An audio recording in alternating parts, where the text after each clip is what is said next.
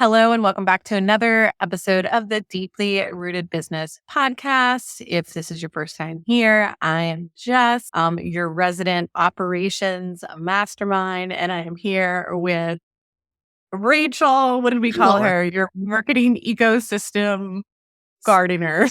Today, we're going to move into more Rachel's realm because we've been living in the ops realm since the year started.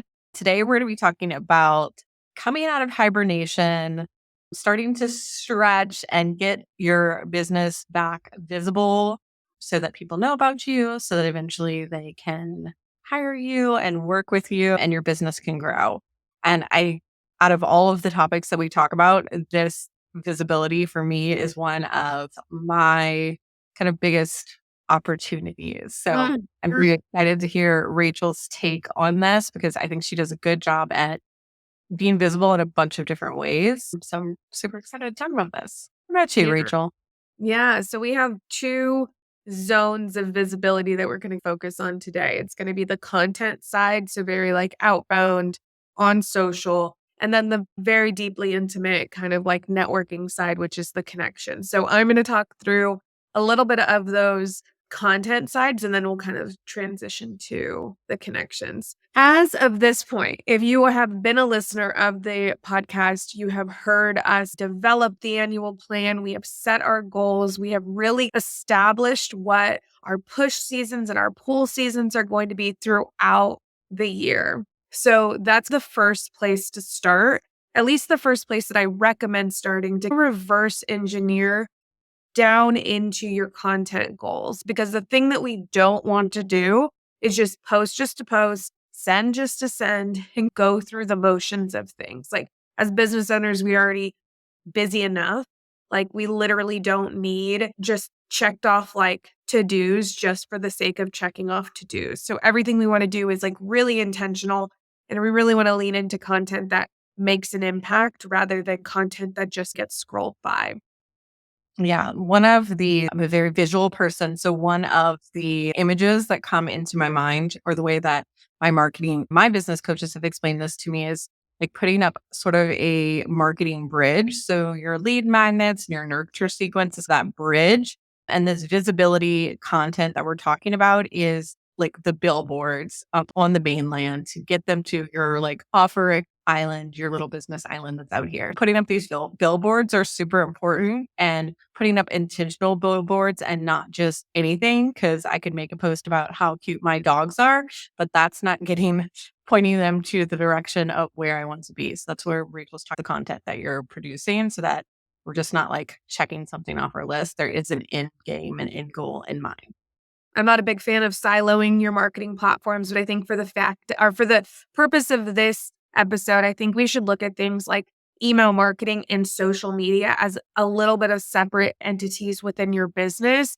And the way that I always break this down is that the majority of business owners use their social platforms to be everything and anything inside of the sales cycle. What it truly should be is the top of the funnel. And then you use your email list or a blog or whatever that looks like to then transition them further and further down that kind of like awareness funnel, sales funnel, and all of that. So the biggest mistake that I see a lot of people doing right now is that they're expecting their social platforms to literally exist as the attraction method, the conversion method, the nurture method, every single thing inside of one thing. So we're starting a new year. So let's start fresh by saying the purpose of our social platform should be to attract new audiences and get them going to the next phase, which is the email list side of things. Yes. And I'm sure you have a lot to say about why just staying on social media and trying to use it for everything. Because I don't know what you, but I've been seeing about selling in the DMs and not having sales calls. And why are you going to waste all this time doing that? And I think one of the main things is, one, you don't own the platform. You could get locked out. Your account could get deleted.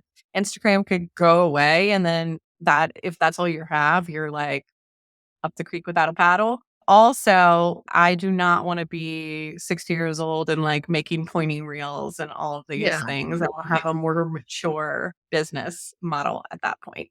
totally. And I think you have probably seen this with so many people who started their business, like I think 2018, 2019, where that kind of like online business was not the biggest boom that we had experienced like during the pandemic. So you have a lot of people who grew their accounts purely based off of carousels. And then reels were introduced and their entire strategy was halted. It was like, oh my gosh.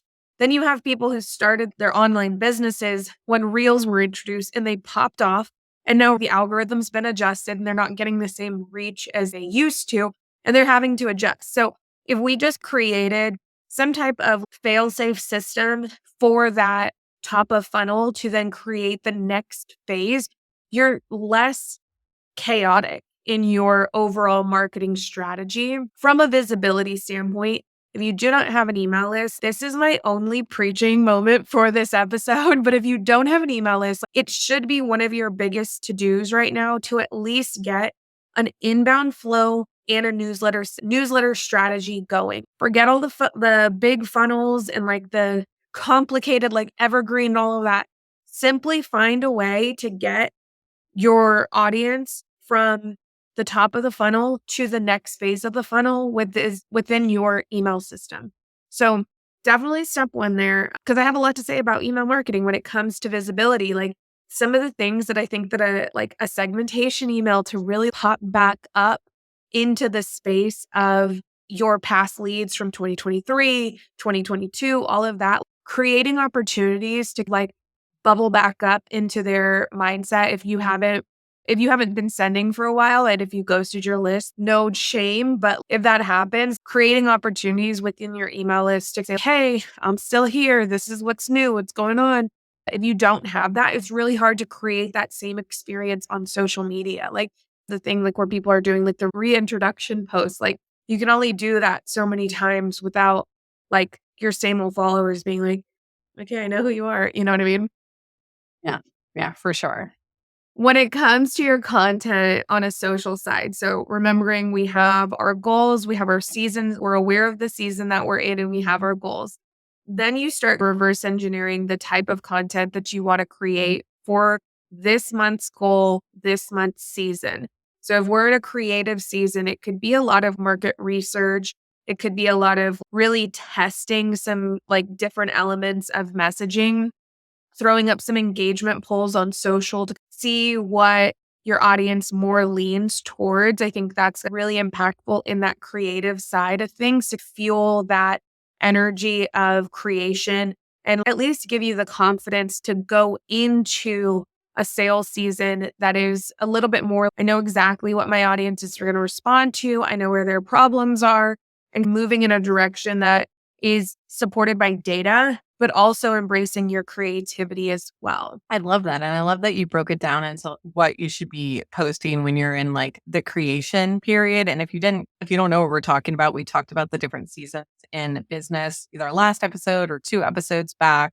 And basically, the cycles that your business moves through during a year is creation, promotion, and then planning and rest and restoration. So I love looking at it from the lens of during the creation period, you're going to be posting about polls to see what they want to make sure that you're on the right track with creating.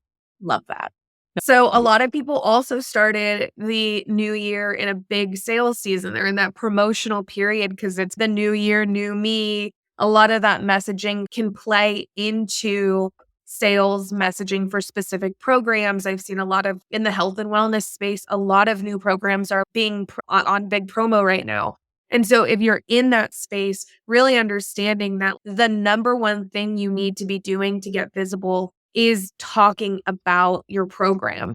And I think a lot of people shy away from that. They lean back and say, I'm going to just keep doing what I'm doing. And this is where I always tell my clients, it can be a super sexy email only launch, and that's appropriate during some times of things. But when you have this ecosystem fully supporting itself and across the board, you almost have this kind of give and take. One consumer is not only buying from email now, they're buying from various touch points. And so really understanding that your systems are there to support one another and not give one the entire weight of the conversion, because that's not how buyers behave these days. And so leaning into that, making sure you're like, oh, I don't want to mess up my grid, or I don't know what to post. Like, it's not going to do well because it's promotional. You still need to cater to the people who are paying attention and want to buy right now.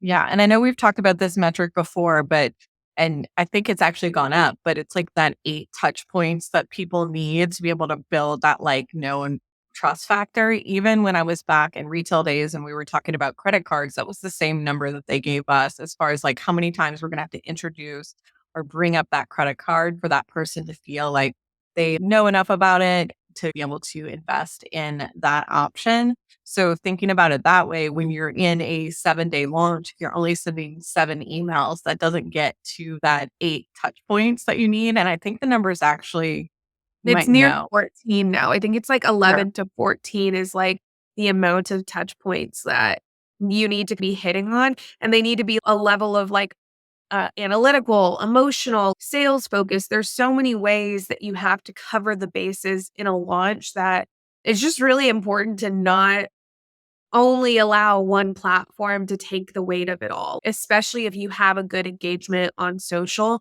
I always tell people it needs to be a both launch. It doesn't only need to be a single launch. If there are certain things that I'm confident I can sell this out with just my email list, I'm like, beautiful.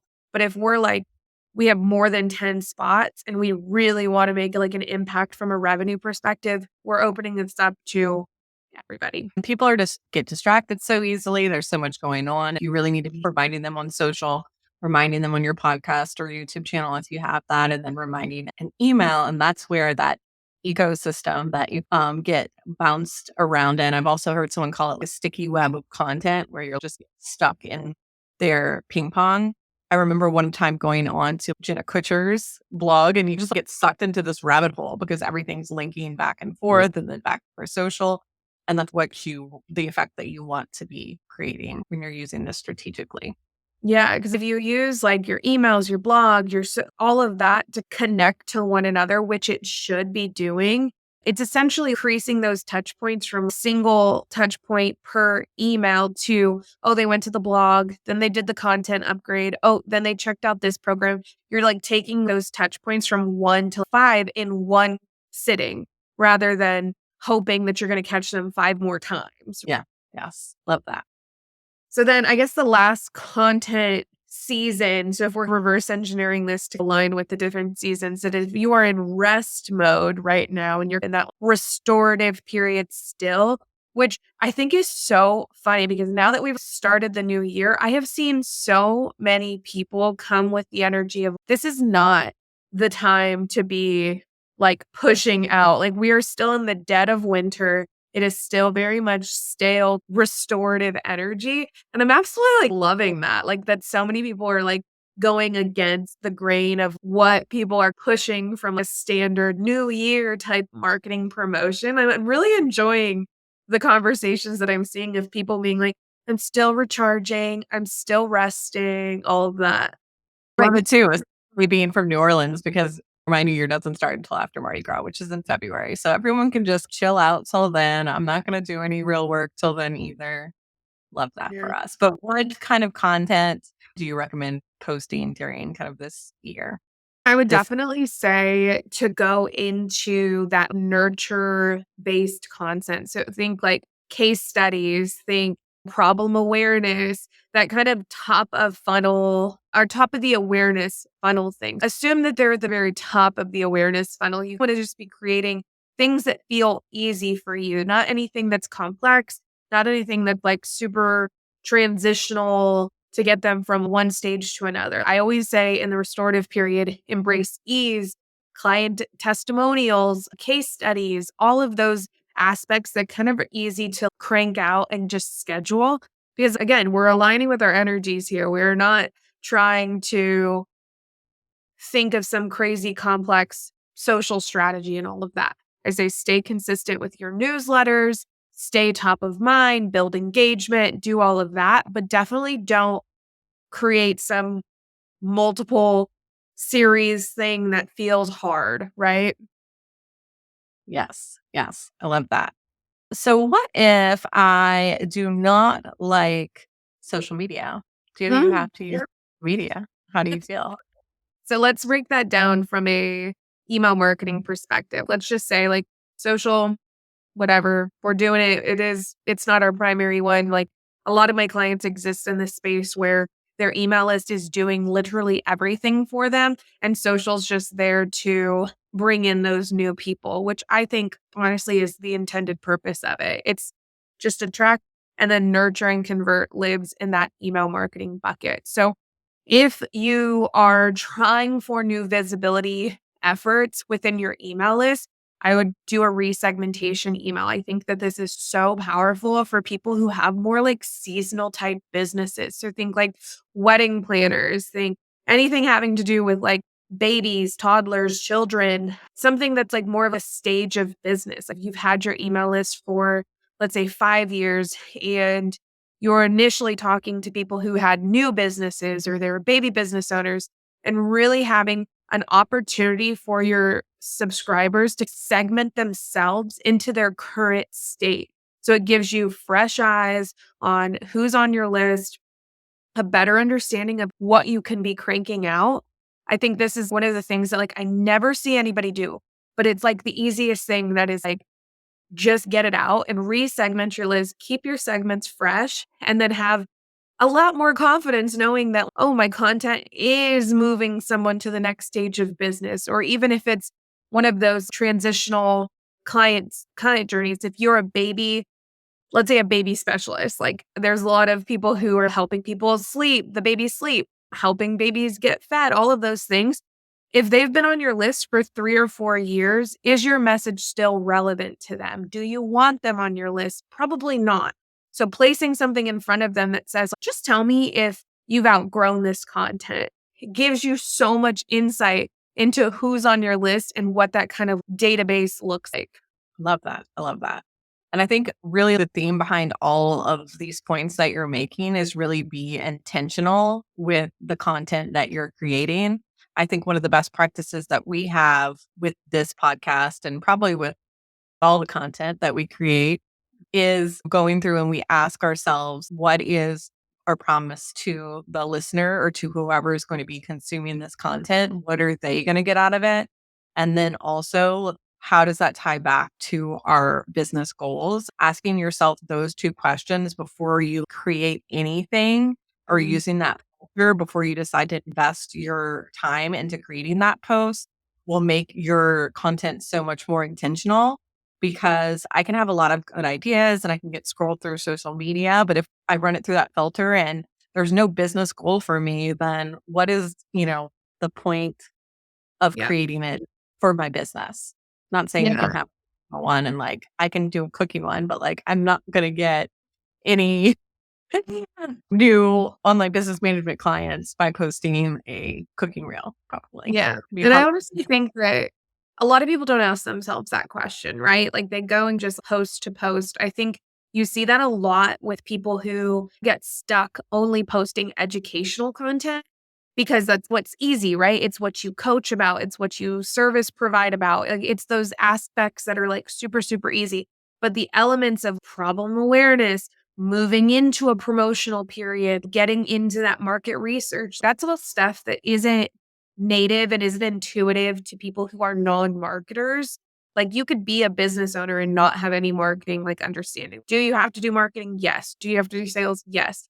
But if you don't prompt yourself with that really intentional business question of how is this working towards the goals? How is this serving a purpose? People love educational content, right? Because it gives them something a little bit more tangible to do themselves. But we are business owners. So we need to figure out how to get them to then buy from us. And if we don't have that understanding of saying educational to purchase, then the educational content isn't serving a purpose and it isn't supporting the goal. Yes, love that. So we're moving on to like the balance, which I think that every good visibility strategy should have a mix of both of these. You should have content where you're pushing people out, and then you should have connections where you're pulling people Mhm. towards you. And there's a graphic that I love. I actually have it in our notes. You can't see it here, but it's the visibility matrix. And it's what is a time consuming but slow is organic content. You're going to grow. It's very time consuming and you're going to see growth, but it's going to be a slower growth. But on the other edge of that, I feel like if you want to audience borrow, you're going to see even faster growth. Or from what I've seen with myself and my clients, if you go on somebody else's podcast, if you're a guest expert in somebody's course, if you are writing a newsletter or sharing a lead magnet and you're going into somebody else's space who's already done the work to build that no trust factor, I feel like that's when I see these crazy opt-ins because that audience already trusted them. So like you get to pull off some of that trust. So I think that's where it comes, like where this connection piece becomes really important in your visibility strategy as Yeah. well. There's an element here that if you look at businesses that are entirely supported only by referrals, that tends to dry out sometimes. And so then they really do need that more organic marketing, less word of mouth side of things. So it's what Jess is talking about, where it's saying they complement each other and there's a need for both. And there's a way to support your business with both as well. So you don't want to be 100% reliant on people talking about you. Obviously, we want that, but we also want to be really good at showing up for ourselves and putting that awareness out there as well. Well, if you're trying to build new connections or you're trying to get on podcast or you're trying to be the guest expert in a course, like you're going to have that social media to validate that you are the expert. So I think having that content to prove that you know what you're talking about so that you can get your foot in the door. But I think making connections is also very, very time consuming, but it's worth the ROI because it takes time to reach out to new people, to build relationships with business peers, just not something that comes natural to me at all, which is why visibility is probably my biggest opportunity. But it's also my goal this year is all about getting connections and making visibility.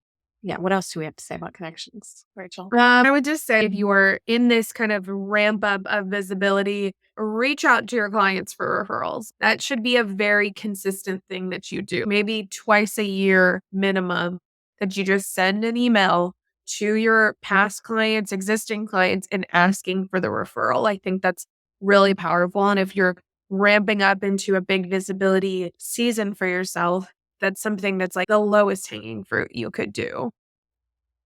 Yeah, I think client referrals are number one, a big thing. I also like to create systems around this because making connections doesn't come naturally to me because I am more of a strategic systems girl and relationships can't really be systematic, but they can. So I love to have a little Notion board where I have the connections that I want to make or have made, their email address, notes from when I last talked to them, and then a reminder of like when to reach out to them again.